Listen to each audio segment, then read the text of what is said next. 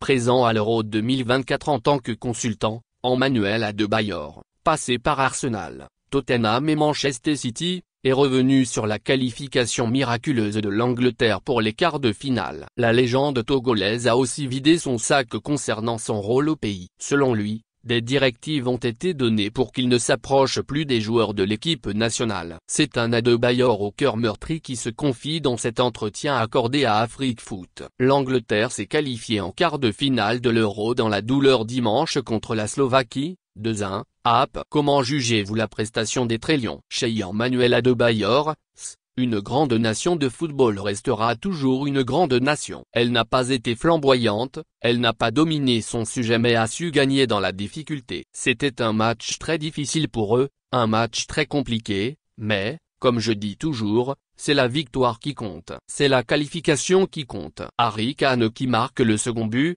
Jude Bellingham, qui inscrit un but somptueux pour relancer son équipe. Il a fait une superbe saison, il a marqué un but extraordinaire à la 96e minute pour égaliser. Franchement, c'est beau. Je crois que maintenant ils vont se parler pour pouvoir rectifier ce qui n'a pas marché pour essayer d'aller le plus loin dans cette compétition.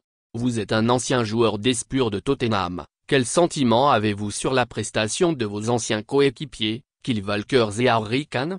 Chez Emmanuel Adebayor, Kane a eu un match compliqué, surtout en première mi-temps. Il a beaucoup décroché lors des 45 premières minutes, je crois que le coach a dû lui dire de rester plus haut lors de la deuxième mi-temps. Kane reste un attaquant, quand on arrive à marquer comme ça dans un match serré et qualifier son équipe en quarts on ne va retenir que cela. Pour Walker, toujours égal à lui-même dans sa débauche d'énergie, le don de soi, tout footballeur adorerait l'avoir comme coéquipier. Dans cet Euro, il y a un Togolais. Il s'appelle Bradley Barcola et joue pour l'équipe de France. Et êtes-vous déçu qu'il n'ait pas choisi de jouer pour les éperviers du Togo? Chez Emmanuel Adebayor, je ne suis pas déçu, quand je vois le bordel noté dans notre pays, je ne peux pas être déçu qu'il choisisse de jouer pour la France. C'est un jeune frère, je suis content pour lui. Il faut aussi être réaliste, jouer pour la France va lui ouvrir d'autres portes, et lui donne plus de visibilité. Il est d'abord français. C'est son pays de naissance. Jouer pour la France lui donne plus d'opportunités, pour les contrats, les sponsors etc. Cela n'aurait pas été le cas s'il avait choisi une petite nation de football comme le Togo. Je crois qu'il a parlé à son entourage, il a parlé avec son père, avec sa mère, et je crois que c'est une très bonne décision.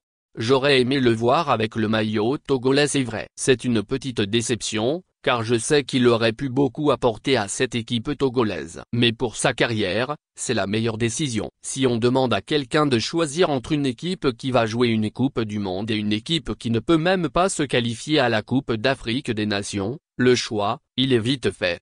Vous avez récemment fait une sortie sur les réseaux sociaux où vous avez dit je cite, « Vous nous faites chier en parlant de la sélection. » Pourquoi? Chez Emmanuel Adebayor, parce qu'il y a beaucoup de choses qui se passent au Togo avec la sélection. Ils ne veulent pas que je m'approche des joueurs, ils ne veulent pas que je puisse accéder au vestiaire pour parler aux jeunes frères. Ce n'est pas normal qu'on me fasse ça. Je me suis battu pour mon pays. J'ai failli laisser ma vie pour ce pays. C'est comme ça qu'on me récompense. Nous avons été frappés au Bénin. Accident de bus. On nous a tiré dessus en Angola à Cabinda. Vous empêchez quelqu'un qui a été capitaine de cette équipe pendant 8 ans de donner des conseils aux plus jeunes, juste parce qu'il a arrêté sa carrière? Je suis le seul footballeur togolais qui a pu côtoyer les plus grands entraîneurs du monde, qui a joué dans les plus grands stades du monde. Et je n'ai pas le droit de partager mon expérience avec les plus jeunes. Heureusement que j'ai des amis sénégalais qui m'aiment bien, des amis béninois, ghanéens, ivoiriens, libériens, nigérians qui veulent toujours me voir. Je travaille avec la Fédération marocaine de football alors que je ne peux même pas travailler avec la fédération de mon pays, c'est dommage mais comme ça.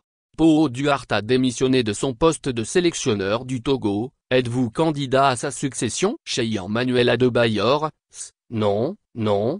J'ai toujours dit haut et fort que les histoires d'entraîneur ne m'intéressent pas. Je ne veux pas être entraîneur car je n'ai pas le cœur pour faire ce métier. Je connais mon tempérament, je suis capable de rentrer sur le terrain et de taper un joueur et ça ce n'est pas normal et je le sais bien. Je suis comme ça. J'ai dit haut et fort dans mes livres, que le poste de sélectionneur ne m'intéresse pas. Président de fédération alors? Chez Emmanuel Adebayor, Je ne veux pas de poste au Togo où je serai rémunéré. Le poste où je peux accompagner les jeunes, conseiller, partager mon expérience, c'est ce que je veux et peux faire. Je vais prendre du plaisir et donner du plaisir en faisant ça. Je vais leur dire comment aborder le match, comment faire abstraction de la pression. Si je suis président de fédération, je ne pourrai pas faire ça. Quand vous voyez des nations comme la Mauritanie, la Gambie, la Guinée-Bissau avancer et le Togo reculer, ça vous fait quoi? Cheikh Emmanuel Adebayor, ça me fait mal, quand je vois tout ce que nous avons fait pour ce pays, tout ce que j'ai enduré. Je me suis pris la tête avec le Premier ministre,